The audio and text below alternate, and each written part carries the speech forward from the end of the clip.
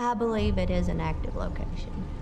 I believe that this building, Bethlehem Academy, has a lot of history, and I do not believe you can have paranormal without history. So with that being said, the many hats that this building has worn definitely is part of the reason why I feel like it is haunted, active, however you'd like to say it.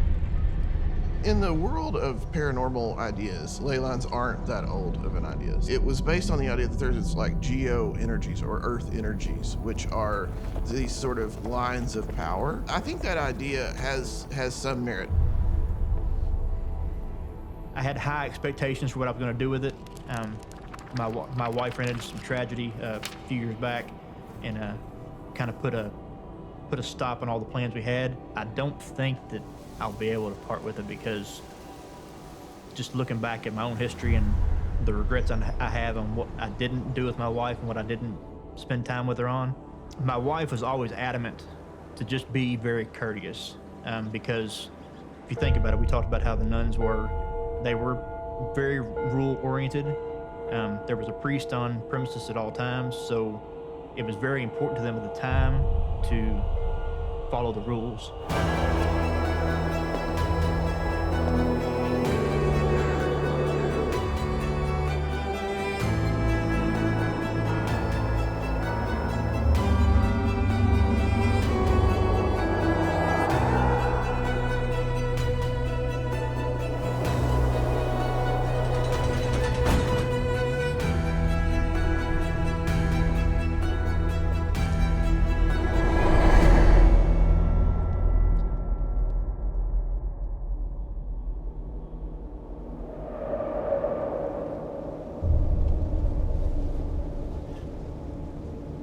Our journey throughout Kentucky, started with me trying to acquire not only a home, but a paranormal research facility that I'll be conducting year-round research. And meeting all these fantastic people, from museums to homes, bed and breakfasts. And here at the Bethlehem Academy, it's given me a true insight to what it's like to live and operate in said haunted places. But I think this location, this specific place, kind of sums our entire research up into one place. It's pretty emotional, to be honest. It's a big decision for me to, uproot my family, move to a new state, live in a facility like this. It's a huge decision, but I think that, meeting these people, investigating these locations, learning about the history, I think I'm getting closer to making that decision. Everyone loves a good ghost story. It doesn't matter if you're a believer, a skeptic, a non-believer, everyone loves a great ghost story. And learning about, the state's history, especially when it comes to the occult and witchcraft, I think that those different styles of belief and those different belief systems play a huge part into what we believe to be a haunting, and what, eyewitnesses throughout the last 100 years, going even further, have, experienced and witnessed. But it's interesting to look at it from a point of view of, does belief manifest paranormal phenomena?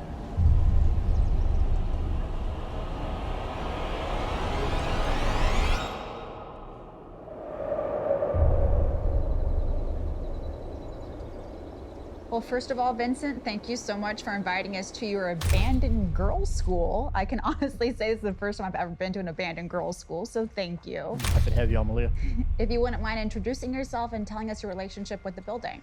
My name is Vincent Thompson. I'm a lifelong resident of Hardin County, Kentucky.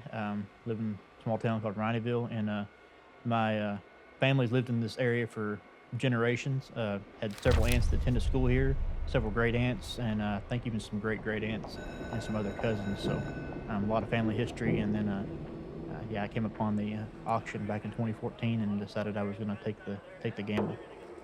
What inspired that? I mean, I know it sounds like you have deep familial connections with the building, but that's a big undertaking. This building is, what, 8,000 square feet? It's humongous. It's cold, it's old, it's amazing, it's historic, but what made you want to purchase the building? I saw it come up for auction. Like I said, it was posted mid-2014. I actually just bought our house for my family, for my wife, in end of 2013. I wish I'd have held off on that house and waited till for this one because we were just moved into here. But I knew my wife had a lot of passion for paranormal studies and the otherworldly, and so it was kind of a passion project that I passed on for her. But I wasn't going to do it if it hadn't been for the price that I was able to get it at. So the fates kind of aligned, I guess. And you said your wife was interested in the paranormal. Can you speak more on that? By her own account, she was a self-declared medium. She also dealt with some tarot card reading, and she said she had a very kindred connection with the spirit world, and she found very kindred spirits here at Bethlehem Academy. Did she ever commune with spirits here, and did she ever tell you about those experiences? She did, and she would tell me about them, and if I could go back in time, I would not have given the eye rolls that I gave, given that I'm not a believer. But no, she would share some stuff with me. It gave her a lot of stuff to focus on, especially when she started having her health problems around 2015. Now, we are a paranormal show, and so of course, we're always curious if people have died on the property. I can imagine, given those illnesses and the fact this is a working farm, there had to have been some people that have died on the property. Do you know of any? I was able to confirm 2 definite deaths, but you have to take into account that they had children, and up until the early 1900s, children passed away pretty regularly, along with women in childbirth. So there was a cemetery on site that when they closed the school in the 50s, they moved it to Loretto, Kentucky. And there's just one simple plaque recognizing all the people in the cemetery. But the 2 that I was able to confirm was there was a nun, and of course they used oxen to pull their plows. And the nun got caught between the oxen and the wall. And oxen are not mean, they're typically very docile creatures, but they're 2,000 plus pounds. And you got a nun who's probably 100, 125 maybe, and she just got caught in the wrong place. And then another one was a nun that we weren't able to really confirm what happened to her, but those were the 2 we had confirmed. But I know they had a cemetery, so they definitely had people pass away on the property. So the building is currently in quite a state. Do you have plans for the building in the future? We have worked on it piecemeal since I've purchased it. Again, I had high expectations for what I was going to do with it. My wife ran into some tragedy a few years back, and kind of put a stop on all the plans we had. But I've got a lot of support from the community. I'm very much tethered to it. People have always asked me if I'd be willing to sell it. I was immediately approached after the auction because the price that I got it for was a very good price. And the day that the auction happened, there's a local festival called Cecilia Days. Well, everybody was at Cecilia Days, and they were aiming to come to the auction, and they got caught in traffic or they got caught by a train. And they got here, and the auctions typically last, I don't know, an hour or so. This auction, I think, was over in 10 minutes. And by the time they got here thinking it would be going on and people would still be bidding on it, I was already signing the paperwork. People asked me what I was going to do with it once she passed away. I don't think that I'll be able to part with it because just looking back at my own history and the regrets I have on what I didn't do with my wife and what I didn't spend time with her on, we had a lot of time here together, and I won't rule out that there's a dollar amount that might buy it from me, but it's probably going to be much more significant than maybe the property is worth because there's definitely a connection here. Do you feel that you see your wife in this house? I've started telling everybody that the only ghost I ever see in this place is hers, because when I go through here, I just remember the tours we gave and the conversations we had and the picture we took on the front porch and seeing my daughter playing on the outside, that kind of stuff.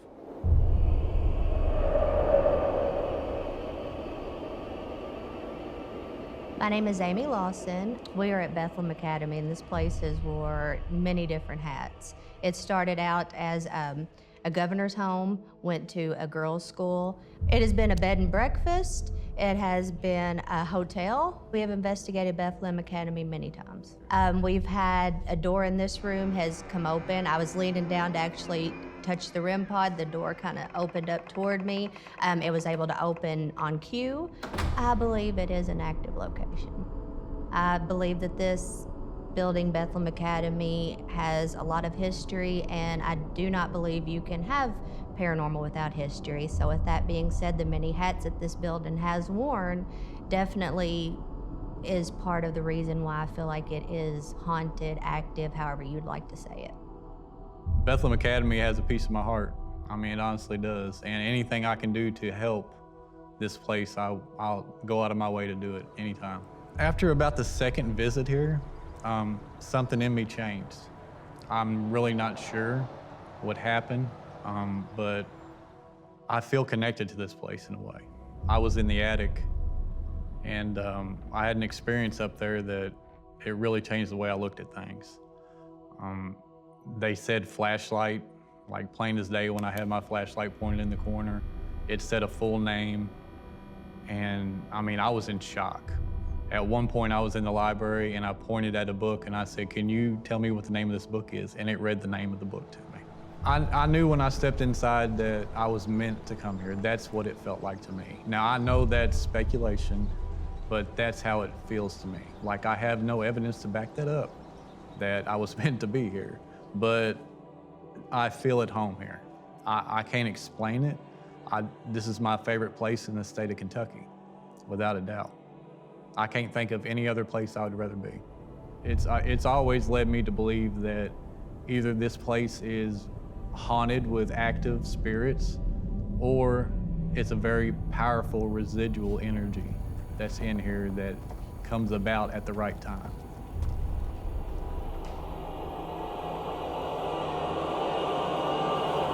Prior to our investigation, we consulted with Kyle Cadell and Darian West about the strange geological makeup that is unique to specific areas of Kentucky. Most of Kentucky is what's known as a karst region, and that basically means it's pockmarked with sinkholes and caves everywhere.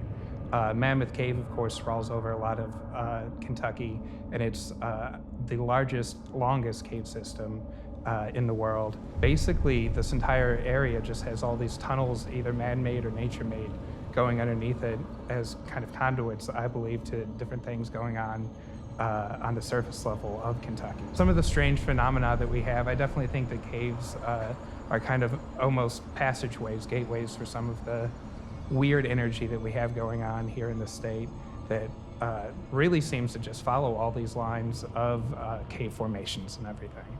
Thousands of years ago, this whole area of Appalachia was known as the Void. A lot of Native Americans and indigenous peoples believed that this whole area was closer to the other side of reality than the rest of America or the rest of the land. Think about that's thousands of years of people pumping the belief that this area is magical into it.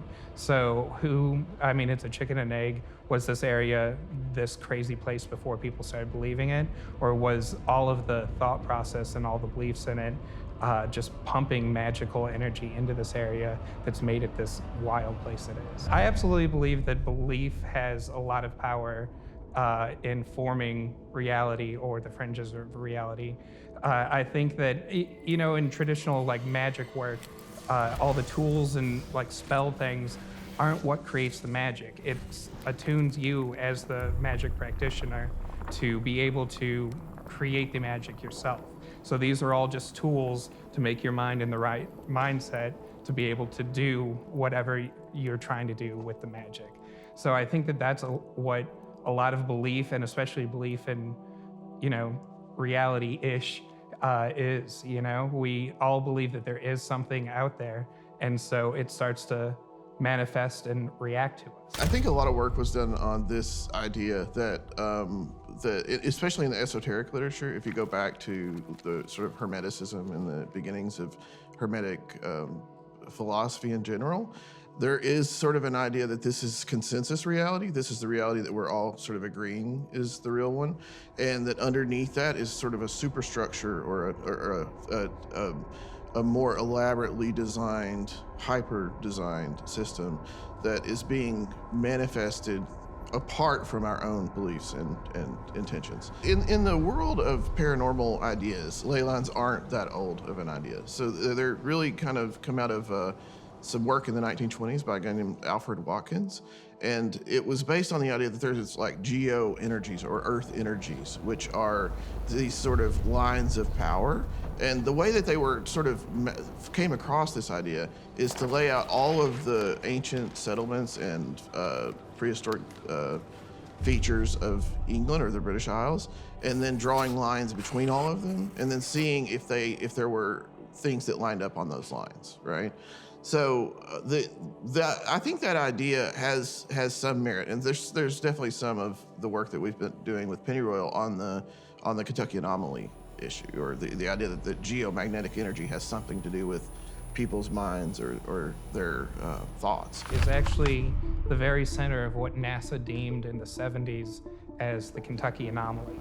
And the Kentucky Anomaly is something that they didn't really do enough research to figure out what was going on, so it's technically still unsolved. But its gravity is different here than anywhere else in the world. And it's heavier. And every time, like where we are, the Van Allen belts around the globe actually dip down to try to touch the globe right over Kentucky because of how heavy the gravity is. And there's a lot of different ideas like why this is. There's only one other area in the globe in Russia where it's kind of like gravity is similar as to here, but it's not as pronounced as an effect. And so there's a lot of ideas of what this is. But one of the things we think that coincides with that is we are standing on one of the largest quartz deposits in the country, you know? And quartz is a naturally occurring rock that resonates, where basically it amplifies electromagnetic activity and bounces it back out. And we know that electromagnetic activity is one of the things we look for in ghost investigation and any sort of like paranormal investigation. And we know that from science, like previous medical trials and stuff, that EM affects the human brain. So what kind of effect does it have being in an area where we're literally being pulled by gravity a little bit more than anywhere else in the world towards this quartz that may or may not be messing with our mind and making us hear voices and seeing shit that's not there? So one of the things that I thought about I guess we were all talking about what could this mean? Like what could this geomagnetic anomaly really mean? And so I thought that it would have a lot to do with some sort of psychological angle. There has to be some sort of correlation between these electromagnetic fluctuations, whether it's through the piezoelectric effect or something like that, that there has to be some effect on the local culture, you know? And so if you look at places with these huge spikes of geomagnetic energy, they are usually in places where there's a lot of psychosis. And so there is a lot of precedent for this having some sort of psychological effect on people. And that's kind of was our angle in digging into it from the beginning, I think. Which is not exclusively an us idea. Like if you look, we are one of the largest geomagnetic spikes if you look at the map of Kentucky or of the United States, but two of the other ones are Sedona and Cassadaga in Florida, the psychic retreat, psychic capital of the world in Cassadaga. And so it's not just a new idea that we've discovered, it's something that maybe hasn't completely been like explained, but has been picked up by people forever, you know, for hundreds of years, you know? We're about to conduct one of the biggest experiments I've ever conducted in my 17 years of research. Not only are we going to combine some of this new tech that Kyle and Darren are using, but we're going to test the paranormal photon theory. There's always a really, big emotional element to investigating the paranormal. And one thing Mustafa and I talk about a lot is the possibility of pseudo-hauntings, thought form manifestations, things of that nature. Does belief manifest phenomena? And I think that this experiment that we're about to conduct is the perfect, not only theory, but the perfect experiment to try and test those theories. All right, Darren and Kyle, thanks so much for joining us on this, man. This has been something I've been looking forward to since we started talking about this project, and really excited to see how this works out. And again, if you can explain to us exactly what this is doing and what the purpose will be for this experiment. Right, so what we're doing is measuring the local entropy. It's measuring it specific to the device, but with the idea that the local environment, there would be distortions in randomness, or entropy is the measurement of randomness. So what we've done is we're using the Shannon's method of measuring entropy, which is the guy that created information science. And it is taking and measuring tons of points, but it's averaging out the last 25 measurements. And then that is forming the sort of, if you can think of it like the weather patterns of entropy, that's kind of what that's doing. If you just measured it per measurement, it's a very up and down thing. So we're just measuring what it does. And then that measurement, when it passes the a threshold, it turns on this outlet right here. And it will make that light turn on and off when I plug it into that. So here we're running the EMCCD camera, and what we're doing, and we've been doing this for a few years now, Mustafa and I, is we're testing what we call the paranormal photon theory, right?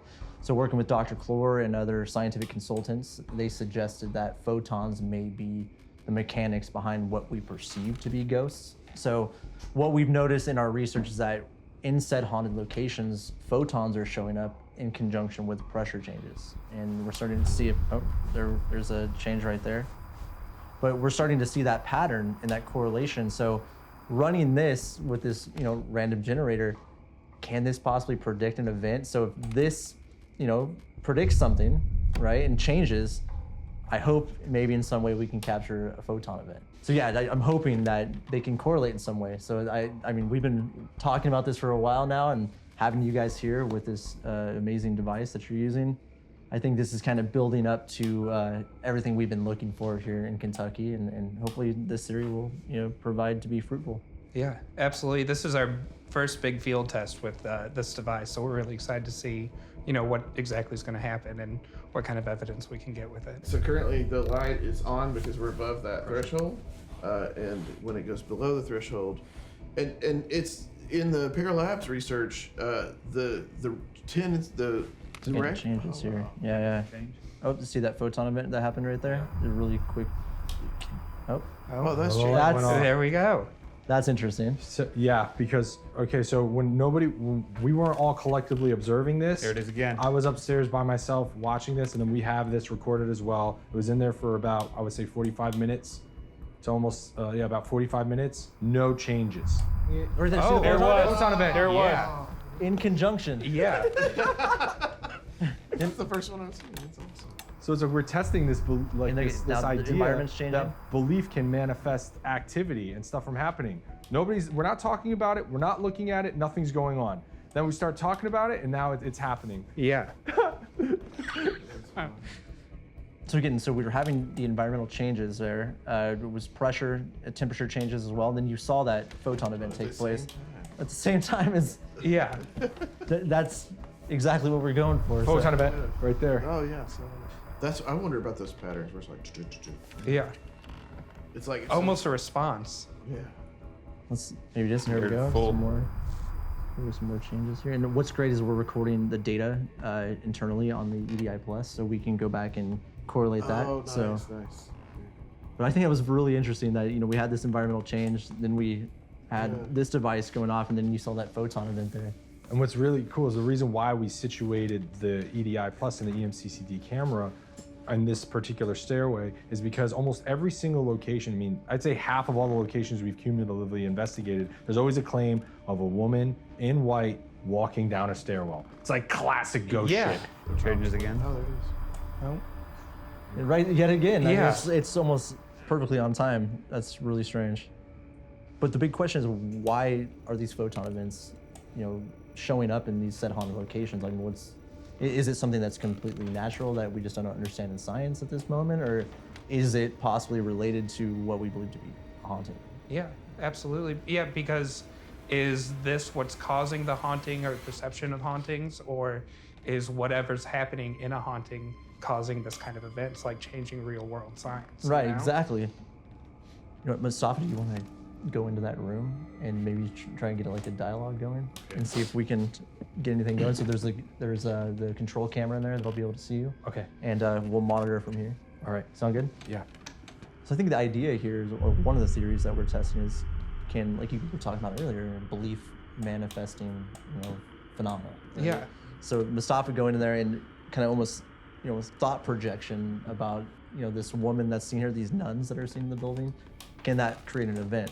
You know, that would be interesting. Exactly, yeah. Because he's absolutely, I definitely think that someone looking for phenomena is as equal of a part as phenomena showing itself. Right. It's a tree in the forest type thing, you know? As Exactly. we were talking about. So it's fascinating to think about like the human element affecting what we perceive as the outskirts of reality, you know? Well, the experiment kind of started off with a freaking bang. I mean, right when we started observing the EMCCD camera's footage, we have the live feed of the EMCCD camera. It's looking right up the stairwell where a lot of people said that, you know, there was stuff happening in the attic, and this classic ghost story of a woman in white walking down the stairs. So why not point the EMCCD camera up on it? We had an EDI plus there. Right when we all collectively started observing it, it seemed like this hypothesis that observing and addressing and believing and trying to manifest something worked. We started getting photon events appearing right at the top of the stairs. We started getting all these environmental changes, temperature drops, increases in correlation with pressure aberrations. It was freaking wild. So we're really stoked to see that. And then while that was going on, I hear this clicking, and I'm like, what the hell is this clicking? And then I'm like, oh wait, that's the experiment that Kyle and Darian are doing with the randomizer that they have with this lamp that's hooked up to this lamp.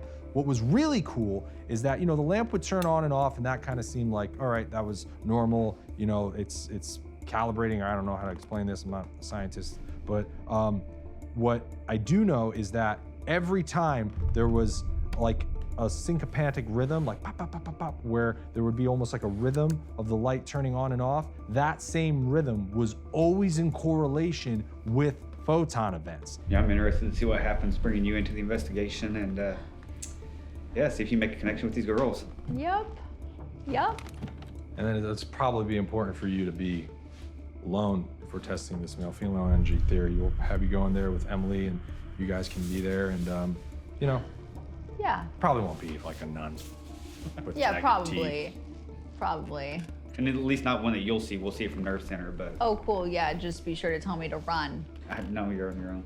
We gotta collect as much data as possible, so we're gonna do that. So what I'm gonna do, Malia, is I'm gonna go ahead and get this recorder going for you, and you can just take Okay. it up with you and just, I'll get it recording now. So you can take Okay. it, just set it on the floor in there, Got it. and then just go over some of the history. You know, I think in particular we can talk about this nun that was killed by the Yeah. ox. You know what I Yes. mean? Do you remember her name by any chance? Sister Bernadine Thompson. Right. Okay, so I think we should try and reach out to her maybe Okay, and cool. see what happens. Oh. So this is my room. I see. Okay. Here we go. Wait, so you guys want this on the top of the stairs, yeah?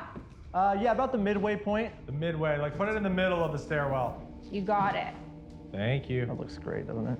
That looks That good, guys? It looks good. Thank you. Okay. All right. So I understand this was a girls' school for 128 years. That is quite a long time to be a school.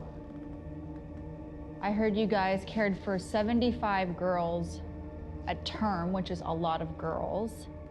And it seems like you guys really made a huge impact. I hear you guys were on the cutting edge of female studies.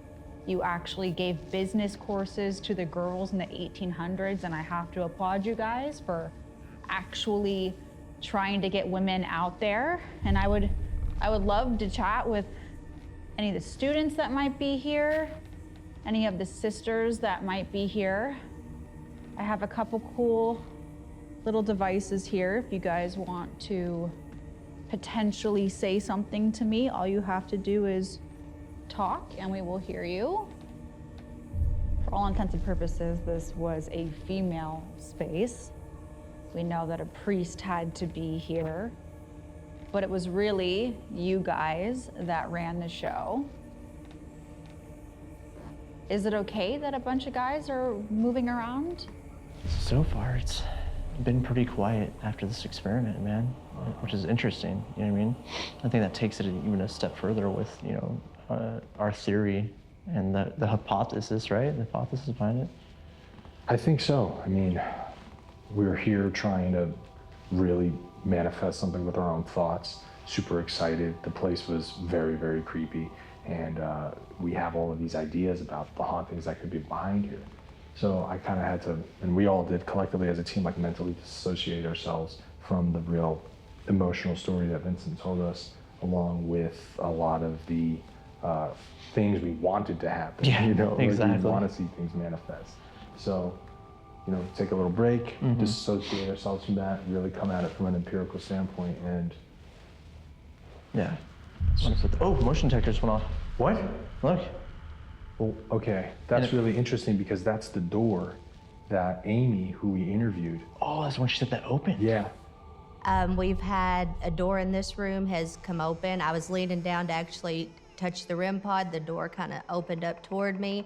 It was able to open on cue. No, I was saying what was really crazy is in my mind, you know what I was thinking was it's a lot more fun and fulfilling to try to manifest it and believe in it. Because like right now, I'm not really having much fun just like observing. It's kind of boring like that. Well, look, it went off It again. went off again.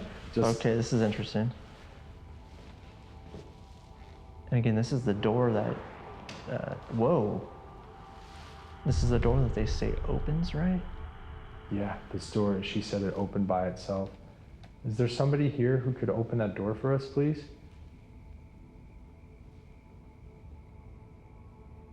If you're here, can you set off that blue light again? Make that turn on? It went off twice. If you can turn that on one more time, that'd be fantastic. That would let us know that you're here with us. Man, this place is in pretty bad condition, huh?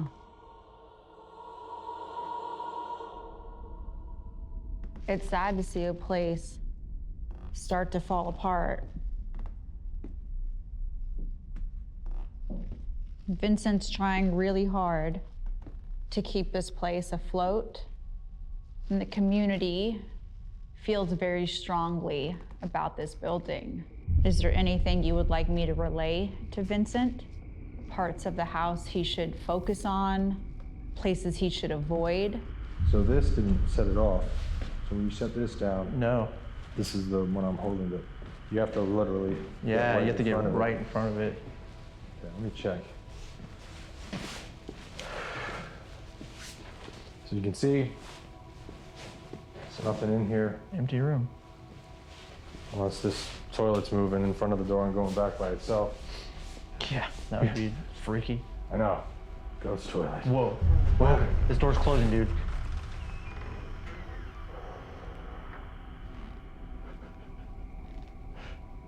You heard that, right? Yeah.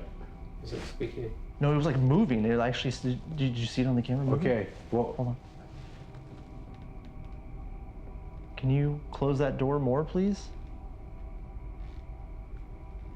Do you guys not want to talk to him? Is there something about him that intimidates you?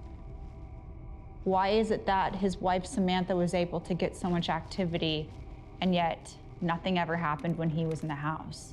We came here into the Moses room to look into the claim of this door opening, just get a feel for the room itself. And not only did we have the motion detector going off multiple times here in front of this door that is said to open, but when we went in to check that room to see if there was anything in there, we've seen a couple of animals in the property. We walk in, that door started to close behind us. And we had our control camera over here running, so I hope that we had it on that camera, but you definitely could hear it. And when I looked over, we definitely saw it starting to close. Why don't you want to communicate with Vincent? He loves this place. His daughter loves this place. He wants to hold on to this place. What's it like having tourists come and parade in groups through your space? Because your private space. Is that okay? It's really weird that that motion detector hasn't gone off since we opened that door. Went in there and that door started to close. It's like yeah. something left. Huh? It's like something left or whatever was. Yeah.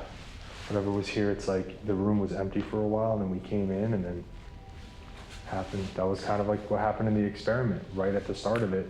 Yeah. A bunch of stuff started going off, and then.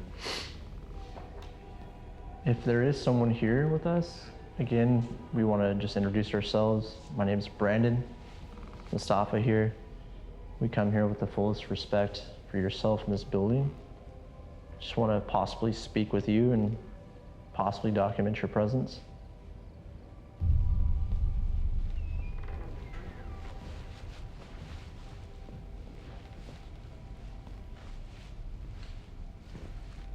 Are you here? Oh. What happened? This door's closing again.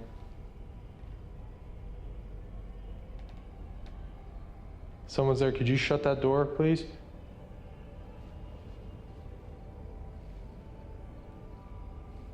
If you'd like to communicate with us, we set up a variety of different devices. There's a white egg-shaped device up on the balcony above me by the chandelier. Somebody just... That was me. A lot of people have come in here and they have written some things on the walls. They have vandalized your property. They've even painted some satanic things in your basement. This was a house of worship. How do you feel about satanic symbology being in your basement? My fucking shoulder is burning. Your shoulder's burning? Yeah. Like really bad. Yeah? Dude. Right here. It was weird. It was like a hot sensation. It was like I got bit by a bug or something. Right here? Yeah, like right here. We're gonna have to check that out, dude. Dude, no, seriously. It's like weird. I've never felt anything like that before.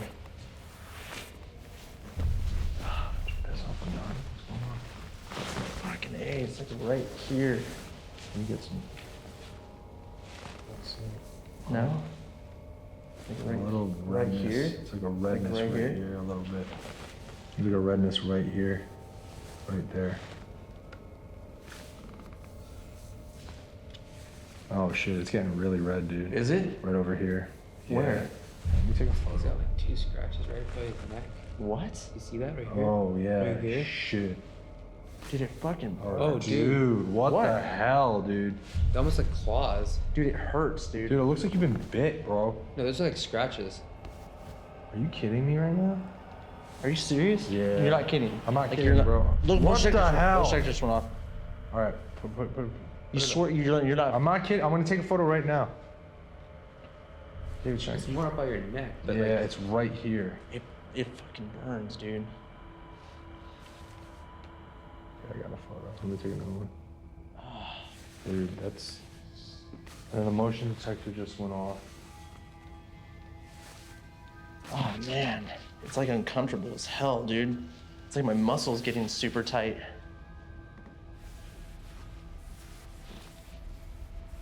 Ow. You serious? Can you send me the photo? Yeah. So you got these 2 marks Whoa. there, and then I'm trying to show that like horseshoe thing, but it doesn't really come out here, but it starts here. But these 2 are the ones that are kind of the craziest. What the hell is that, though? It's not like a bite or anything? They look like, kind of looks like scratches. Could you see it on that camera? yeah, I'm telling you, they look like scratches. And then the motion detector just went off while we were talking about it, again, while we were distracted by something else. I don't think it's what's weird, though, about it is like, it doesn't feel negative Yeah, to me. Yeah. it doesn't. No, I don't feel frightened or scared or like anything. I don't feel worried about it, if that makes sense. Yeah, It's just like, it just started like burning on my neck. maybe it was kind of like a surprise. Like right on my neck, like below and then down into my shoulder. If there's somebody here, there's somebody here who tried to Touch me? Yeah. Yeah. Like, I don't think it was like a negative thing, if that makes sense. Like, you know what I mean? I know, it makes sense. I understand. Like, I didn't feel like it was like someone's trying to harm me or scare me or anything like that. What did you feel? What was like the inception of it? It was just like it started out kind of tingling, like Yeah. a tingling sensation. I was like, what the hell? And then like I kind of went over here like this to touch it because I have my gloves on, you know what I Yeah. mean? And I was like, oh shit, it started burning. You know, everything's creepy, and yet I feel I'm more comfortable here than I have the majority of the locations we've been in, which it makes no sense. And it's freezing. You can see my breath. It's crazy, crazy cold. But it's not that creepy cold. I have to wonder, is it because there is nothing here? Is it the belief that we've been talking about? Is that what people experience when they come here because they want to, because it does look this way? Or do I feel comfortable because I'm a female? And this was a house full of females for 128 years. Do I just feel welcome? What interests me most about Bethlehem Academy is a discussion that I had with Vincent, and it got me thinking a lot about paranormal research in general. What is paranormal investigating? And what are spirits? What are entities that are supposedly haunting locations? And I think we could very well be in a place that suggests strongly that the memory is the ghost. People have stories, but you have to come up with proof of that story. You can't just go in with a word of mouth and expect that to be seen as, the truth of what happened. For the first time ever, I actually had the opportunity to be a part of a team to try to potentially contact these people that I've been researching. And I've never done that before. The love Vincent has for his late wife Samantha is not only evident through his words, but his actions as well. By working to restore the Bethlehem Academy, it is possible that he himself is practicing thought form manifestation. Our joint experiment with the International Paranormal Research Museum proves that there is some weight to this theory. Whether we consciously addressed the possibility of paranormal activity or attempted to will it into existence, we documented several strange occurrences. Or perhaps the combination of all these factors, all fueled by Vincent's undying love for his late wife.